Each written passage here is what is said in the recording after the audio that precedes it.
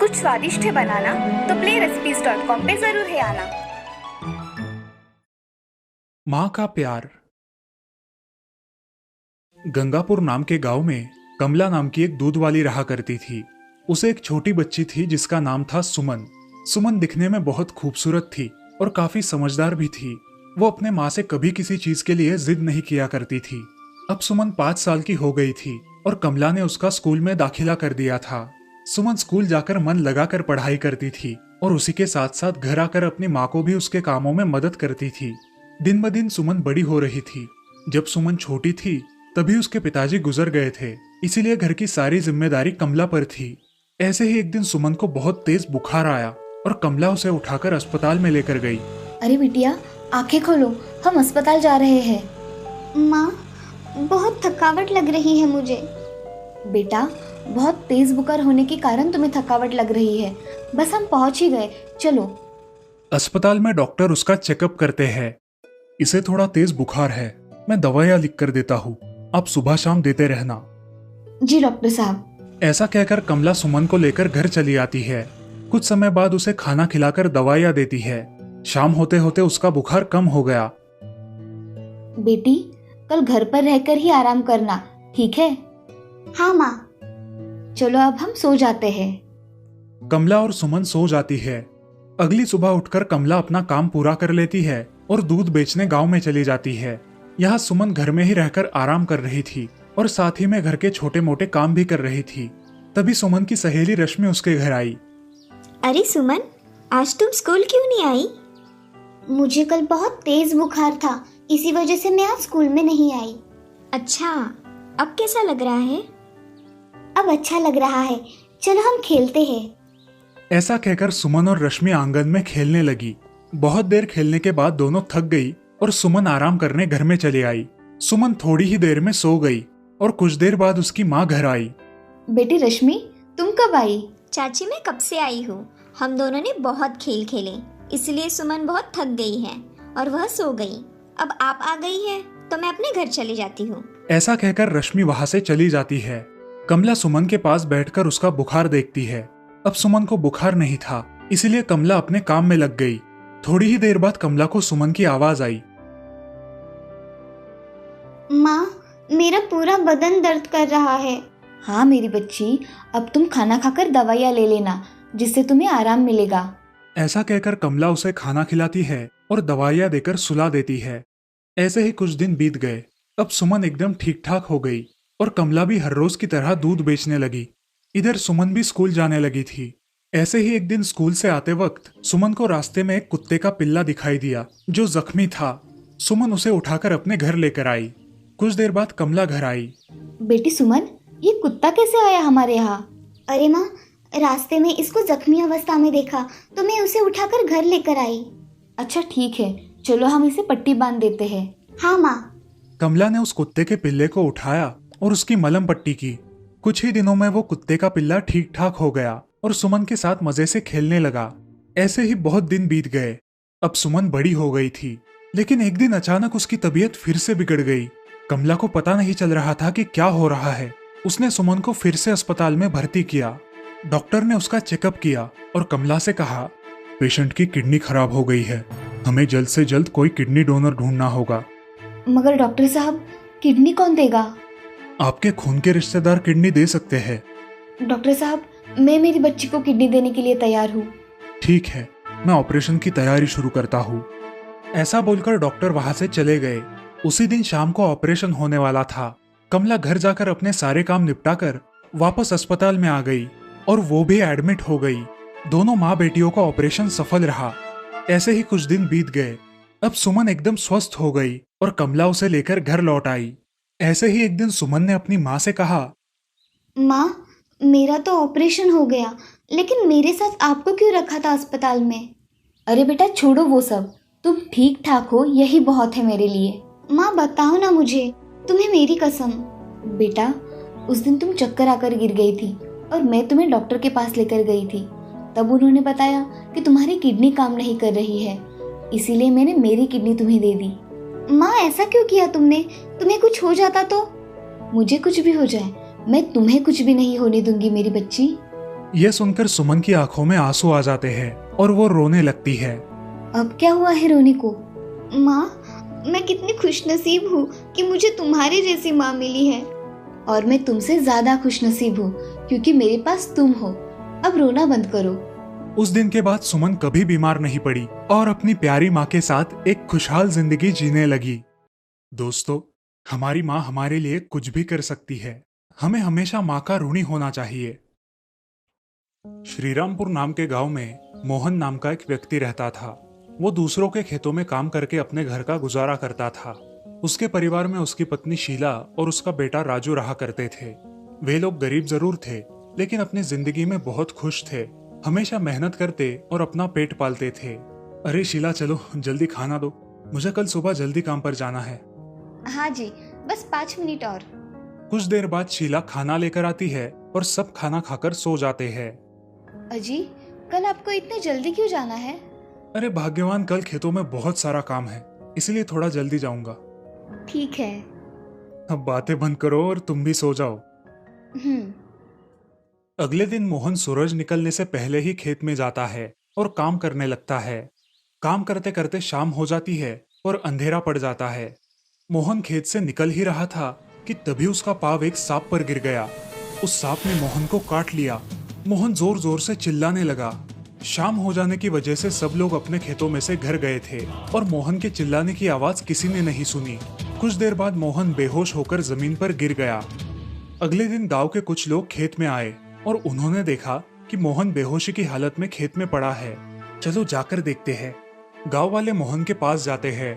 अरे मोहन भाई, उठो, क्या हुआ है तुम्हें? लेकिन मोहन नहीं उठता। तभी एक आदमी की नजर मोहन के पैर पर पड़ती है। अरे मोहन भाई को तो सांप ने काटा है, ये देखो उसके निशान। सारे लोग मोहन को उठाकर उसके घर लेकर जाते हैं। अरे क्या हुआ है मेरे पति को? आप सभी ने ऐसे क्यों उठा कर ले आए हो? तभी एक आदमी शीला को सारी हकीकत बताता है। वो सब सुनकर शीला के पैरों के तले जमीन खिसक जाती है। हे भगवान, ये आपने क्या अनर्थ कर दिया। अब मैं क्या करूं? मेरे घर का गुजारा कैसे होगा? शीला फूट फूट कर रोने लगी। अब घर की सारी जिम्मेदारी शीला पर आ गई थी और शीला भी अब खेती में काम करके अपने घर का गुजारा करने लगी। ऐसे ही कुछ साल बीत गए। अब राजू स्कूल जाने लगा था। माँ, जल्दी टिफिन दो, मुझे स्कूल जाने के लिए देरी हो रही है। हाँ बेटा, अभी लाई। शीला टिफिन लेकर आती है और राजू को देती है। ऐसे ही कुछ साल बीत जाते हैं। राजू अब कॉलेज जाने लगा था। उसे कभी भी अपनी माँ की हालत पर दया नहीं आई थी। अब वो बहुत गैर जिम्मेदार बन गया था। अरे दोस्तों, क्यों ना हम सब कल कहीं पिकनिक पर जाए? हाँ हाँ, क्यों नहीं, बहुत मजे करेंगे। ऐसा कह के सारे दोस्त घर निकल जाते हैं और राजू वही बैठकर सोचने लगता है। मैंने सबको पिकनिक के लिए हाँ तो बोल दिया, मगर मैं पिकनिक के लिए पैसे कहाँ से लाऊं? इसी सोच में डूबे हुए राजू घर आता है और अपनी माँ से कहता है, माँ, मुझे कल के कल 5,000 रुपए चाहिए। अरे मेरे लाल, इतने सारे पैसे क्यों चाहिए तुम्हें? और मेरे पास तो इतने पैसे नहीं है बेटा। माँ, मुझे कुछ नहीं पता, आप मुझे कुछ भी करके आज शाम तक पैसे दे दो, नहीं तो मैं घर नहीं आऊंगा। अरे बेटा, ऐसे मत करो, लेकिन मेरे पास सच में इतने पैसे नहीं है। माँ, आप कुछ भी करो, मुझे पैसे चाहिए, मतलब चाहिए। ठीक है मेरे लाल, मैं कुछ करती हूँ। अब शीला सोच में पड़ जाती है कि इतने पैसे वो कहाँ से लाए। शीला अपने खेत के मालिक के पास जाकर आधे पैसे उनसे उधार लेकर आती है, लेकिन फिर भी पैसे कम पड़ रहे थे। अब शीला अपने पड़ोसी के घर जाकर और कुछ पैसे उधार लेकर आती है और जैसे तैसे वो 5,000 रुपए जमा कर लेती है। माँ, चलो मुझे पैसे दो, जल्दी। हाँ मेरे राजा बेटा, अभी देती हूँ। शीला राजू को पैसे दे देती है। दोनों खाना खाकर सो जाते हैं। दूसरे दिन राजू अपने दोस्तों के साथ पिकनिक के लिए निकल जाता है। बेटा, संभल कर जाना और पैसे बराबर रखना। हाँ माँ, मैं कोई छोटा बच्चा नहीं रहा अभी। राजू घर से निकलता है और सारे दोस्त पिकनिक के लिए बस पकड़ते हैं। बस में राजू की नजर एक लड़की पर पड़ती है। वो उसे बहुत पसंद आती है। राजू उससे बात करने लगता है। हाय, मैं राजू, आपका नाम? मैं प्रांजल। इस तरह बातों बातों में उसे उससे प्यार हो जाता है। लेकिन प्रांजल एक बहुत गुस्सैल लड़की थी। पिकनिक से वापस आने के बाद राजू प्रांजल को अपने घर लेकर जाता है। माँ, देखो मेरे साथ कौन आया है। कौन है बेटा? शीला प्रांजल की ओर देखती है, लेकिन प्रांजल शीला की ओर बहुत गुस्से से देख रही थी। कुछ देर रुकने के बाद प्रांजल उनके घर से निकल गई।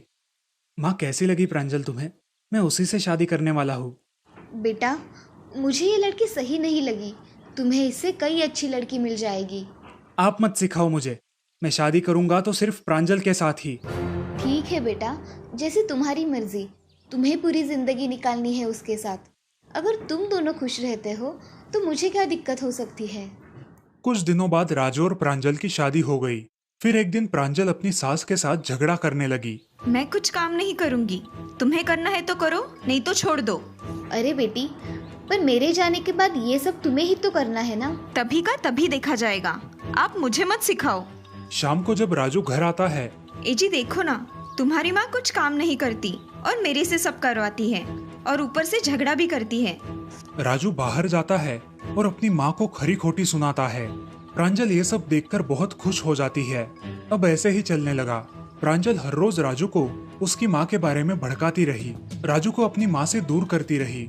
ऐसे ही एक दिन उसने अपने खुद के हाथ थोड़े जला लिए और शाम को जब राजू घर आया, ए जी देखो, आज आपकी माँ ने क्या किया।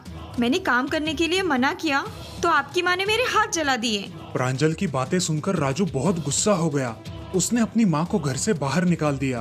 अरे बेटा, मैंने किया क्या है जो तुम मुझे घर के बाहर निकाल रहे हो? और मैं इस उम्र में कहाँ जाऊँ बेटा? जरा अपनी बूढ़ी माँ के बारे में तो सोचो। ऐसा मत करो बेटा। ये रोना धोना बंद करो और निकलो मेरे घर से। बेचारी शीला अपना सामान लेकर घर से बाहर निकलती है। वो पास ही के एक मंदिर में रहने लगती है। ऐसे ही कुछ दिन बीत जाते हैं। एक दिन अचानक राजू के सीने में दर्द होने लगता है। अरे सुनो प्रांजल, मेरी छाती में बहुत दर्द हो रहा है, मुझे हॉस्पिटल लेकर चलो। प्रांजल राजू को अस्पताल लेकर जाती है। डॉक्टर राजू का चेकअप करते हैं और प्रांजल से कहते हैं, देखिए मैडम, आपके पति के दिल में छेद है। हमें कल के कल कोई ऐसा आदमी ढूंढना होगा जो अपना दिल इन्हें दे, नहीं तो हम आपके पति को नहीं बचा पाएंगे। डॉक्टर की ये बात सुनकर प्रांजल बहुत डर जाती है। उसे समझ नहीं आता कि क्या किया जाए।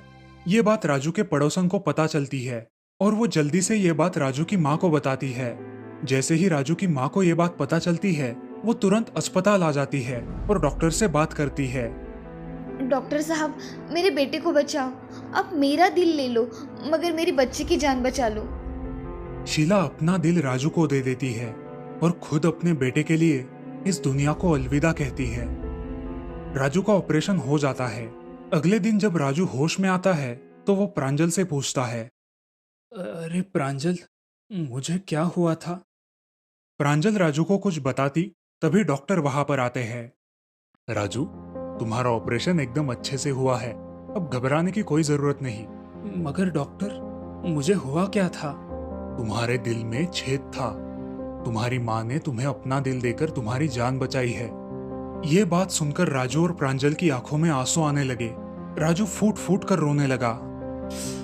क्या मेरी माँ ने अपना दिल मुझे दिया? हाँ राजू, तुम्हारी माँ ने अपना दिल तुम्हें दिया है। अब वो इस दुनिया में नहीं रही। डॉक्टर की बातें सुनकर राजू हक्का बक्का हो जाता है। प्रांजल को अपने किए पर बहुत पछतावा होता है। तभी राजू अपने दिल पर हाथ रखता है और उसे एक आवाज सुनाई देती है, मेरे लाल, मैंने तुम्हारे लिए सब कुछ किया, मगर तुम्हें मेरी चिंता कभी हुई ही नहीं। लेकिन बेटा, मैंने तुम्हें कहा था ना, मैं तुम्हें कभी भी किसी बात की कमी पड़ने नहीं दूंगी। बस मैंने तो अपना वादा निभाया। खुश रहना मेरे लाल। ये सब सुनकर राजू बहुत रोने लगा, मगर अभी रोकर कुछ फायदा नहीं था। राजू की जान तो बच गई थी, लेकिन अब उसके पास उसकी माँ नहीं थी। दोस्तों, एक माँ अपने बच्चों के लिए कुछ भी कर सकती है। इस दुनिया में माँ से बड़ा न कोई है और ना ही कोई हो पाएगा। जिनके नसीब में माँ और पिता दोनों का प्यार है, वो इस दुनिया के सबसे अमीर और खुशनसीब लोग हैं। हमेशा अपने माता पिता का आदर करो। गरीब बना करोड़पति। केशवपुर नाम के गांव में एक सरिता नाम की विधवा औरत रहा करती थी। उसका एक बेटा था जिसका नाम था शिवा। शिवा बहुत ही मासूम था, अपनी माँ से बहुत प्यार करता था।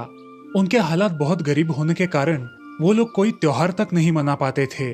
सरिता घर घर जाकर लोगों के यहाँ काम करती थी। ऐसे ही एक दिन माँ, तुम हमेशा काम करती हो, मेरे लिए तुम्हें वक्त ही नहीं मिलता। नहीं मेरे बच्चे, अगर मैं काम नहीं करूँगी तो हम खाना क्या खाएंगे। हाँ माँ, तुम सही कह रही हो। मैं बड़ा होकर नौकरी करूँगा और तब तुम्हें काम करने की कोई जरूरत नहीं पड़ेगी माँ। हाँ मेरे बेटे। सरिता अपने बेटे को गले लगा लेती है और अपने काम में लग जाती है। शिवा अपने माँ की हर तरह से मदद कर दिया करता था। वो स्कूल जाकर बहुत पढ़ाई करता था और उसकी मेहनत भी रंग लाया करती थी। वो स्कूल में हर साल अव्वल आया करता था, जिस वजह से स्कूल की तरफ से उसे स्कॉलरशिप मिला करती थी और उसी स्कॉलरशिप से उसकी पढ़ाई चल रही थी। स्कूल के बाद शिवा अपने माँ के साथ काम पर जाता था। उसे पढ़ाई का इतना शौक था कि उसे जहाँ जो कुछ मिले वो पढ़ाई शुरू कर देता और इसी वजह से उसकी जनरल नॉलेज बहुत अच्छी बन गई थी। ऐसे ही एक दिन वो अपनी माँ के साथ हरि प्रसाद जी के घर गया। बेटा तुम यहाँ बैठो, मैं मेरे काम खत्म करके आती हूँ। हाँ माँ, तुम जाओ, मैं यहीं पर हूँ। ठीक है, मैं आती हूँ। सरिता वहां से काम करने चली जाती है। शिवा वही हॉल में बैठकर एक न्यूज़पेपर लेकर पढ़ने लगता है। तभी हरिप्रसाद जी की लड़की शमा वहां आती है और शिवा को देखकर उसे बोलती है, ए, तुम यहाँ क्या कर रहे हो? मैं यहाँ मेरी माँ के साथ आया हूँ। अच्छा, मगर तुम्हें मेरे घर में इस पेपर को किसने हाथ लगाने बोला? ये मेरा है, समझे? अरे मैं इसे सिर्फ पढ़ रहा हूँ, मैंने इसे कुछ नहीं किया। अच्छा, मेरे घर में आकर मुझसे ही झगड़ा कर रहे हो? पिताजी, पिताजी। उसकी आवाज सुनकर हरिप्रसाद बाहर आते हैं। क्या हुआ है मेरी बच्ची, क्यों आवाज लगा रही हो? पिताजी, ये देखो, मेरे घर में आकर मेरा न्यूज़पेपर पढ़ रहा है और मैंने पूछा तो बोलता है कि मैंने कुछ नहीं किया। ए लड़के, तुम यहाँ कैसे आए? किसके साथ आए हो? मैं मेरी माँ के साथ आया हूँ। ये सब बातें सुनकर सरिता भी हॉल में आ गई। क्या हुआ है साहब? ये लड़का कौन है और मेरे घर में क्या कर रहा है? जी साहब, ये मेरा बेटा है और ये घर पे अकेला था, इसीलिए मैं इसे साथ लेकर आई। माँ, मैं सिर्फ ये न्यूज़पेपर पढ़ रहा था, मैंने कुछ नहीं किया माँ। शिवा सरिता के पास जाकर खड़ा हो गया। जी मेरा लड़का आज के बाद कभी भी आपके यहाँ न्यूज़पेपर नहीं पढ़ेगा। यही उसके लिए ठीक होगा। सरिता अपने बेटे शिवा को लेकर वहां से चली जाती है। कुछ दिनों बाद शिवा के स्कूल में रिजल्ट आता है। उनकी 5वीं कक्षा में शिवा अव्वल आया था और हरिप्रसाद की बेटी तीसरे नंबर से पास हुई थी। उसी दिन सरिता अपने बेटे को लेकर हरिप्रसाद के घर काम करने गई। बेटा, इधर किसी भी चीज को हाथ नहीं लगाना। आज मैं जल्दी काम खत्म करके आऊंगी, ठीक है? हाँ माँ, मैं किसी भी चीज को हाथ नहीं लगाऊंगा। मैं काम खत्म करके आती हूँ। ऐसा कहकर सरिता वहां से चली गई। शिवा चुपचाप वहां एक कोने में खड़ा रहा। कुछ देर बाद शमा के कुछ दोस्त उसके घर आए। सब लोग हंसी मजाक करने लगे और शमा का स्कूल में तीसरा नंबर आने की वजह से शमा ने एक केक काटा। आओ दोस्तों, चलो मिलकर हम केक कट करते हैं। शमा और उसके सारे दोस्त केक खाने लगे। कोने में खड़ा शिवा ये सब देख रहा था। तभी उसकी माँ काम खत्म करके वहां आई। चले बेटा घर, बहुत देर हो रही है। माँ, मुझे भी केक चाहिए। चलो बेटा, ये केक हमारे लिए नहीं है। मगर माँ, उन्होंने तो वो केक कुत्ते को भी खिलाया, मगर मुझे एक टुकड़ा भी नहीं दिया। नहीं मेरे बच्चे, जब मेरे पास पैसे आ जाएंगे तब मैं खुद मेरे बच्चे को केक खरीद कर दूंगी। सच में माँ? हाँ मेरे बेटे, चलो अब घर। हाँ माँ। अब शिवा और सरिता घर जाने के लिए निकलते हैं। घर जाते जाते रास्ते में एक छोटा बच्चा सरिता के पास आता है और उसे कहता है, माँ जी, आप एक लॉटरी का टिकट ले लीजिए ना, सिर्फ 1 रुपए का है, ले लीजिए ना। माँ, ले लो ना लॉटरी का टिकट। ठीक है, दे दो। सरिता उस बच्चे को 1 रुपया देकर उससे वो टिकट खरीद लेती है और शिवा और सरिता घर जाते हैं। घर जाकर सरिता उस टिकट को भगवान के सामने रखती है और घर के काम करने लग जाती है। शिवा मन ही मन भगवान से प्रार्थना करता है, हे भगवान, तुम हमेशा सबकी सुनते हो, आज मेरी भी सुन लो, मुझे ये लॉटरी का टिकट लगने दो। दूसरे दिन सरिता अपने घर के काम खत्म करके शिवा को लेकर फिर से हरिप्रसाद के घर जाती है। उस दिन भी शिवा की नजर एक न्यूज़पेपर पर पड़ती है, लेकिन उसे पिछली बार का किस्सा याद था, इसीलिए वो चुपचाप एक कोने में खड़ा हो गया। तभी हरिप्रसाद की बेटी शमा वहां आई और उससे कहा, ए शिवा, इधर आओ, मेरे ये खिलौने भरकर एक जगह रख दो। आया। अरे कितना टाइम लगाते हो? शमा सोफे पे बैठकर न्यूज़पेपर पढ़ने लगी। तभी उसकी नजर एक लॉटरी के टिकट पर गई और उसने अपने पिताजी से कहा, पिताजी, मैंने आपसे कहा था ना कि कल एक लॉटरी का टिकट ले लो, मगर आपने नहीं लिया। देखो 11223 नंबर को लॉटरी लगी है पिताजी। अच्छा बाबा, कल लेकर दूंगा, ठीक है। जी पिताजी। ऐसा कहकर शमा न्यूज़पेपर पढ़ने में व्यस्त हो गई। तभी शिवा ने अपने साथ लाया वो लॉटरी का टिकट निकाला और उस पर जो नंबर था वो देखा और उसे वही नंबर दिखाई दिया जो उस न्यूज़पेपर में था। उसने तुरंत अपनी माँ को आवाज लगाई, माँ जल्दी इधर आओ। शिवा की आवाज सुनकर सरिता जल्दी जल्दी बाहर आ गई। उसने शिवा के हाथ में वो लॉटरी का टिकट देखा और कहा, अरे क्या हुआ है शिवा, ऐसे आवाज क्यों दी बेटा? अरे माँ, हमें लॉटरी का टिकट लगा है। अब तुम्हें काम करने की कोई जरूरत नहीं। क्या शिवा, ये सच है? हाँ माँ, ये सच है।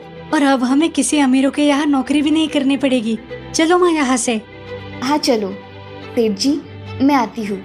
ऐसा कहकर सरिता और उसका बेटा शिवा वहाँ से चले जाते हैं। शमा और हरि प्रसाद उन दोनों की ओर देखते ही रहते हैं। उन लॉटरी के पैसों की मदद से सरिता एक अच्छा घर बनवा लेती है, अपने बेटे शिवा की सारी जरूरतें पूरी करती है, उसे उसका मनचाहा केक भी खिलाती है।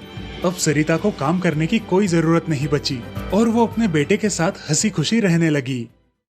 इस कहानी से हमें ये सीख मिलती है कि हमें किसी की गरीबी का मजाक नहीं उड़ाना चाहिए, सबको सम्मान देना चाहिए।